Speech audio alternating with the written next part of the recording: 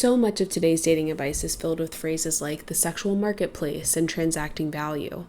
But as logical as the people sharing this sort of wisdom may sound, if you're someone whose goal is to get and stay married for life, this view of relationships still rubs the wrong way.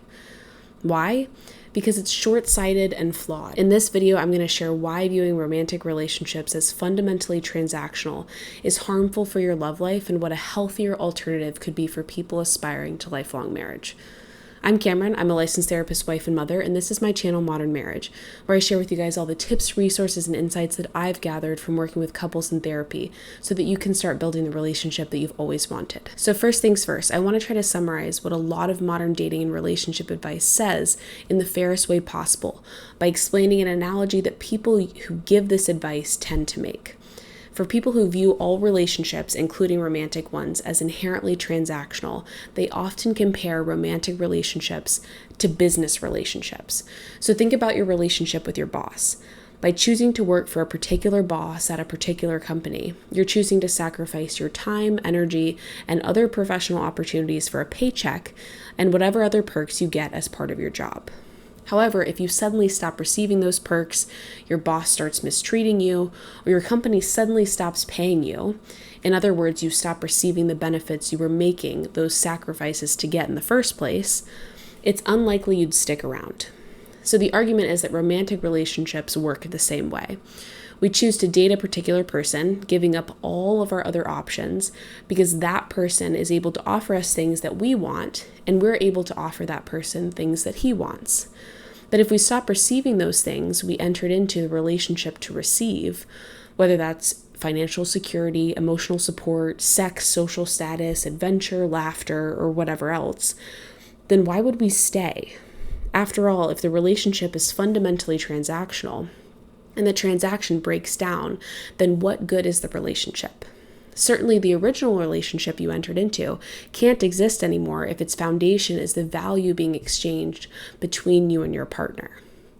There are so many problems with this argument, but before I share each of them and what a better view of lifelong love could be, please don't forget to like this video, subscribe to the channel if you want to see more content like this, and share this video with someone who you think might benefit from it. So first off, I will admit that this view of transactional romance has some truth in it when it comes to the very early phases of dating.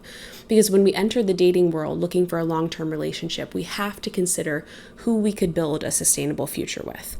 Who will complement my strengths and life goals enough that we can build a quality life together, including running a household and raising children, maintaining our own intimate connection, caring for our family and friends, and helping each other achieve our dreams over the next 50 plus years.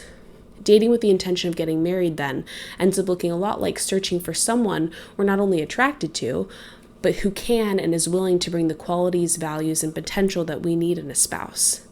But this approach only represents the very early stages of courtship. True commitment, especially that of lifelong marriage, is essentially a binary choice. You're either all in or you're not. And unless you and your partner stay exactly the same for the next 50 years, the transaction of value in your relationship has to change as the two of you change. For example, we tend to get less attractive, but wealthier over time.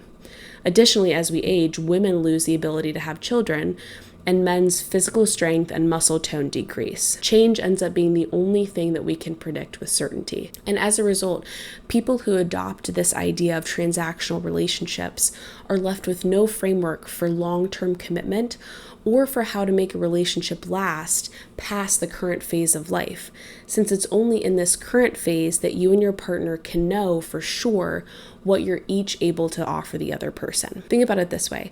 If you extend this transactional view of relationships to its natural endpoint, why would you not always trade in for a new model every time you could? Why would you ever stay with a spouse who's dying from cancer? Why would you bother with forgiveness or patience when your spouse is struggling and unable to give as much for a period of time as you feel you're giving? This mindset leads to wives leaving their husbands when the man loses his job, or husbands leaving their wives when the woman gains a lot of weight or loses her sex drive. Not to mention, this view also encourages people to discount or completely ignore the hidden but incredible benefits of marriage that come from hard times. I'll give you an example. My husband loves to work out, and he taught me the other day why eccentric exercises are so good for muscle growth. So for those of you who aren't big into lifting, eccentric exercises are those where your muscle lengthens under tension. So for example, if you do a pull-up, and then you slowly lower yourself down using your biceps, the act of lowering yourself under your own body weight is an eccentric exercise. So my husband was explaining to me that eccentric exercises help you get stronger faster because they send the signal to your muscles that you're failing at whatever it is you're trying to do. So with the pull-up example, lowering yourself from the pull-up position simulates falling. You're basically telling your brain, crap, I can't pull myself up. And your brain tells your muscles, okay then, it's time to get stronger. And because responding to failure is way more important for keeping you alive than responding to success, the eccentric exercises make you stronger a lot faster. So in other words, we grow when we fail, not when we succeed. And because I'm a couples therapist, my brain immediately thought of how similar my husband's story is to marriage. I think the Old Testament story of Adam and Eve illustrates this best. The name Eve roughly translates to helpmate. She's Adam's complementary equal. They not only complement each other's strengths, but provide the necessary friction for one another to grow in holiness or to develop as human beings.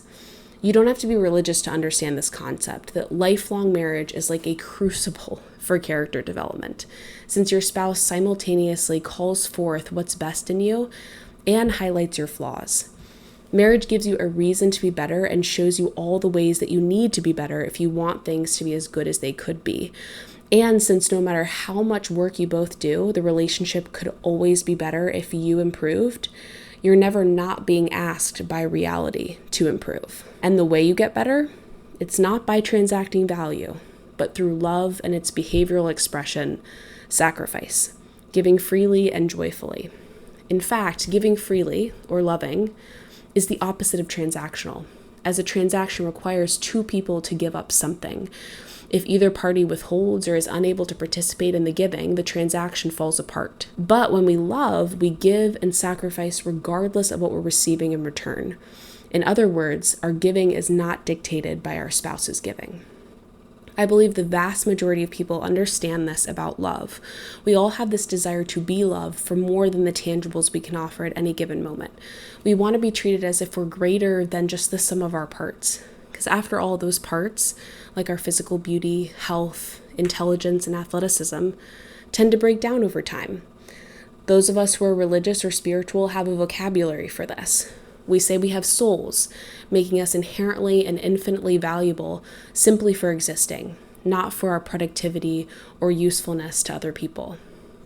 Most people I've met also understand that a marriage is more than just what you can get out of the relationship to make your life better or easier.